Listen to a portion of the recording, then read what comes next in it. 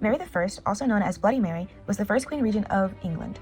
If she had an Instagram account, her account would reflect her life, her reign, and her personal struggles. Her username would be Bloody but Righteous, with a bio emphasizing her role as queen, her devotion to God, and her authority over men.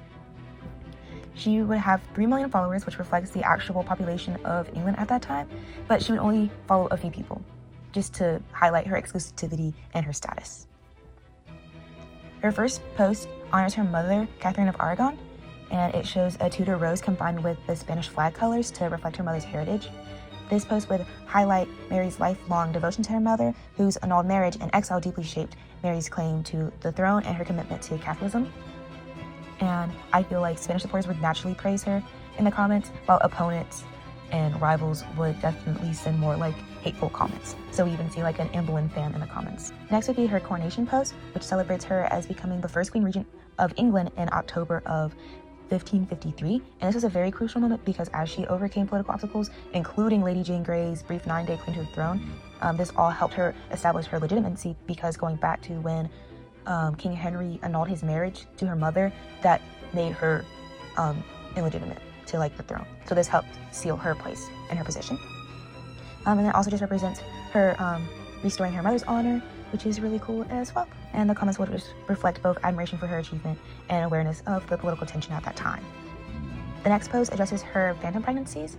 Mary never had any surviving children, and the false pregnancies from 1554 to 1555 created personal heartbreak and potential for political instability, specifically with Spain, because she married Philip II from Spain. So it definitely just probably shows her struggle with not only duty, but also her role as being a mother figure to her kingdom. And I think that she would want to be transparent if this was more modern. I feel like she would want to let people know. And definitely we'd see a lot of supportive comments from Spain, but also people close by in her close circle.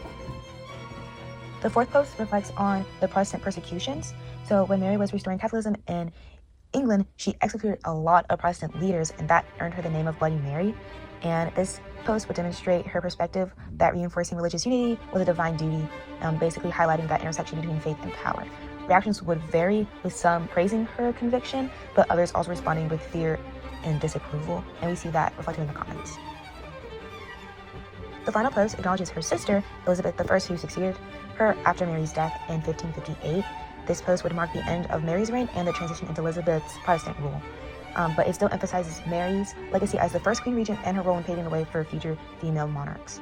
And the comments would again recognize her historical significance. So overall, I feel like Mary's Instagram feed would tell a story of power, faith, personal struggle, and dynamic responsibility. And I think each post reflects not only her personality, but also keeps in mind the political, religious, and social changes that she faced during her time as queen. Thank you.